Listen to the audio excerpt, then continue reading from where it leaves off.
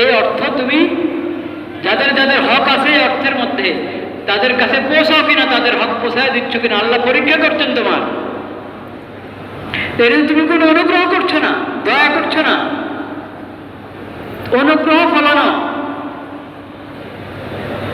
হক দিতা, কি বলে হিসাব দিতানো, খোটা দেওয়া না, খোটা দিলে জাকাতের পুরা সওয়াব বাতিল, পুরা সওয়াব বাতিল। খোটা দিলে, খোটা দেবে না, খোটা দেবে না, কষ্ট দিবে না, খারাপ আচরণ করবে না, বিনয়ের সাথে পেশ করো, আল্লাহকে হাজির নাজির মনে করে পেশ করো।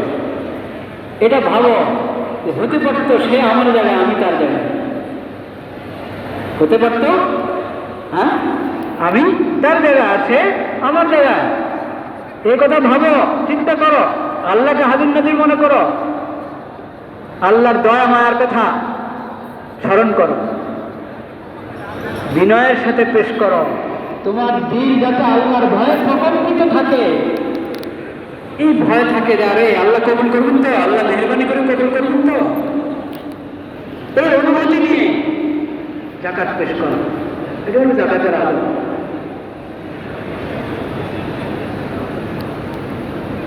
ধনীদের কথা মানুষ নাম দিয়েছে বড়, ধনীদেরকে কি বলে বড়। তারা যদি নিজের বড় ভাবা শুরু করে দিত সব শেষ। ধনী হওয়া এক কথা, বড় হওয়া আরেক, বড় হওয়া অনেক কঠিন, ধনী হওয়া সহজ, বড় হওয়া কি কঠিন। বড় হতে হলে বড় হতে হলে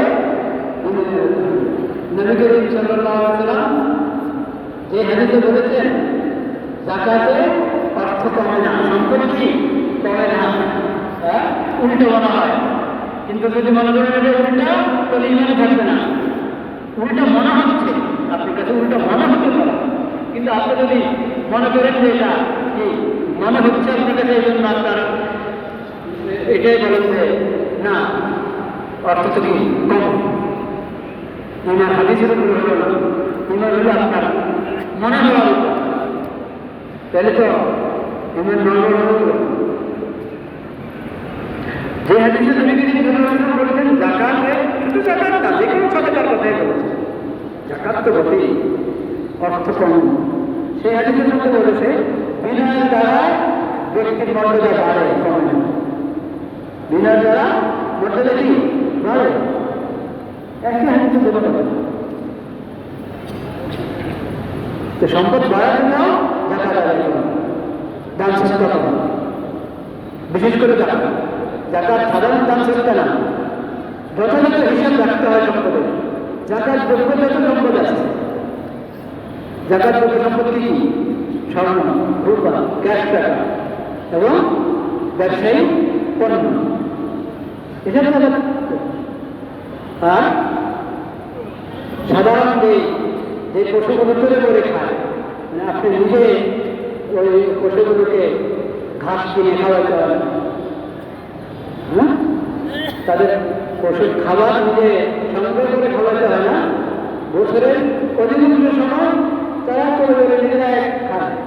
এরকম ছাগল, গরু, মহিষ, পণ যে যত আছে, ওগুলো বিশেষ পরিমাণ হলে জাকাত আছে। 40টা ছাগল থেকে শুরু, ছাগল 40 থেকে, গরু 30টা থেকে, মোট 5টা থেকে শুরু, মহিষ হলে 30 হলে 30টার মধ্যে একটা। এরপরে যারা বাড়বে তারা হিসেবে কথাটা আছে, কিন্তু এখানে তো আর আপনি শহরের মধ্যে তার দেখবেন না। তত্ত্বের এলাকায় এমন কিছু পাওয়া যায় আমাদের দেশে, এখানে অনেক এক মালিকের কি অনেক ছাগল, অনেক গরু, অনেক ভূমি, এবং ওগুলোর জন্য ওগুলোকে পালতে তার আলাদা করে অনেক বেশি অর্থ কি খরচ করতে হয়। অল্প কিছু হলে খরচ করতে হয়, বেশিরভাগ নিজের নিজে খায় করে ওগুলো টাকা আদায় করতে হয়। জাকাত পুরা কোরআন সুন্নাহর মধ্যে, নবীদের হাদিসের মধ্যে পুরা বিবরণ দিয়ে দিয়েছেন। প্রত্যেকটার আলাদা আলাদা নিসাব। তো সব হিসাব করবেন একসাথে। কোনো এক নিসাব, কোনো এক পরিমাণে যদি আপনার উপর জাকাত খরচ হয়, তো অন্যান্য আরো যা আছে জাকাত দেবো সব যোগ করবেন ওটার সাথে। প্রত্যেকটা আলাদা আলাদা দরকার, রূপা কিছু আছে, ক্যাশ টাকাও আছে 10-20,000 15,000। এখন স্মরণ একবারে 60-70 ধরে থাকতে হবে জাকাত সরকার জন্য, তা না। সাহায্য পরিমাণ তখন অর্থ যেমন বর্তমান বাজারে মোটামুটি 2 লক্ষ, হ্যাঁ 2,30,000 টাকা। এটা খুব নিজে খুব নিয়ে নেবেন, রূপার দাম হিসেবে মোটামুটি এরকম 2,30,000 টাকা এই পরিমাণ ক্যাশ টাকা তার কাছে আছে। এবং তার কাছে কিছু স্বর্ণ আছে, কিছু রূপ আছে। তো এখন স্বর্ণ 7.5 কোটি স্বর্ণ তো আমার কাছে নাই, মাত্র 2 কোটি আছে, এই কথা বলবেন না। এখন যে 3 করে যাবে, 1 করে যাবে, তার দাম কত করে দেখেন, ওই পুরোটা ওই 2,39,000 টাকার সাথে কি করেন, যোগ করেন। ব্যবসায়ী পণ্য যা আছে সবগুলোর দাম ধরে সব যোগ করে 8% টাকা দেখেন। এগুলো মাথায় জানতে হবে, সবগুলো সংক্ষিপ্ত বলা যায়, সব মশলা বলা যায়। সব প্রতিটা সম্পত্তি আলাদা আলাদা বছর তা না, কিন্তু জাকাত একটা মেশাল দিয়ে আমরা বছর শুরু হয়ে গেছে, এখন 6 মাস 7 মাস পরে আরো জাকাতযোগ্য সম্পদ, ক্যাশ টাকা, অন্য জাকাতযোগ্য সম্পদ ওগুলো বাড়তে গেছে। বছরের শেষে বলবেন এটা তো 6 মাস আগে, এটা তো 3 মাস আগে, তাহলে এগুলো জাকাত দেবে না, তা না। মোট পরিমাণ যখন বছর আসে, এখন বছরের জাকাত বর্ষ পুরো হওয়ার 1 দিন আগে 2 দিন আগে যা যুক্ত হয়েছে, যা বেড়েছে, সবগুলোকে বছর অতিক্রান্ত হিসাব করে জাকাত আদায় করবে। বুঝতে পারলাম কিনা কথাটা? আল্লাহ তাআলা আমাদেরকে তৌফিক দান করেন। খুব জরুরি জাকাত। আল্লাহ হায়াতে রাখলে সামনের জুমাও জাকাত সম্পর্কে আরো কিছু কথা হবে ইনশাআল্লাহ। খুশি খুশি জাকাত দিতে হবে, একটু বাদ দিব না। জাকাত থেকে জাকাতযোগ্য সম্পদের একটু বাদ দিব না। আর উন্নয়নমূলক ঋণ, উন্নয়নমূলক ঋণের কারণে হ্যাঁ কি করবো না, জাকাত বাদ দেব। তাহলে তো দেশ যত বড় ধনী সে তত বড় হবে। হ্যাঁ, যত 100 কোটি টাকার মালিক তত 100 কোটি টাকার ঋণ।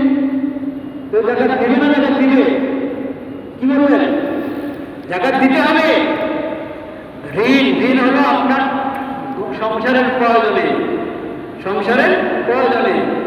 ছোটখাটো ঋণ যেগুলো জরুরতের কারণে ঋণ করা হয়, সেসব ঋণ ওটা জাকাতের হিসাব থেকে বাদ। উন্নয়নমূলক ঋণ যেগুলো, ওগুলো কি করবেন না, ওগুলো বাদ দেবেন না হিসাব থেকে। ওগুলোর কারণে জাকাত যদি বাদ দেওয়া হয়, ওগুলো ইয়ে করা হয়, জাকাতের হিসাব থেকে বাদ দেওয়া হয়, তো বড় ধনী যারা তারাই জাকাত নেওয়া শুরু করবে, বলেন না সুবিধা। আল্লাহ তাআলা আমাদেরকে সহিহ বুঝার তৌফিক নসিব করেন, আমল করার তৌফিক নসিব করেন। ওয়া আখিরু দাওয়ানা আলহামদুলিল্লাহি রাব্বিল আলামিন। সুন্নাত